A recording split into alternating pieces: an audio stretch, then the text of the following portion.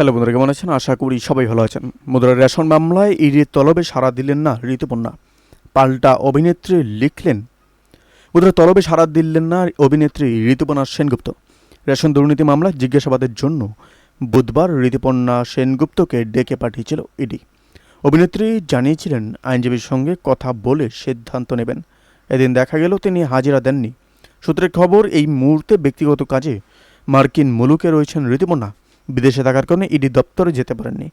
ইতিমধ্যে এই কথা তিনি ইডি আধিকারিকদের ইমেল করে জানিয়েছেন। পাশাপাশি অভিনেত্রী এও জানিয়েছেন 6 জুনের পর তাকে ডাকা হলে তিনি হাজিরা হতে পারবেন। ইডি সূত্রের খবর, ফের একবার তলব করা হতে পারে, তাকে ডাকা হতে পারে। প্রসঙ্গত, ভোটের মধ্যেই জাতীয় পুরস্কার প্রাপ্ত টলিউড অভিনেত্রী ঋতুপর্ণা সেনগুপ্তকে রেশন দুর্নীতি মামলায় তলব করেছে ইডি। প্রসঙ্গত, এর আগে রোজভ্যালি কাণ্ডেও উঠে এসেছিল টলিউডের প্রথম সারি অভিনেত্রী ঋতুপর্ণা সেনগুপ্তর নাম। 2019 সালে অভিনেত্রীকে তলব করেছিল ইডি। সেই সময় তদন্তকারী সংস্থার জিজ্ঞাসাবাদের মুখোমুখিও হয়েছিলেন ঋতুপর্ণা।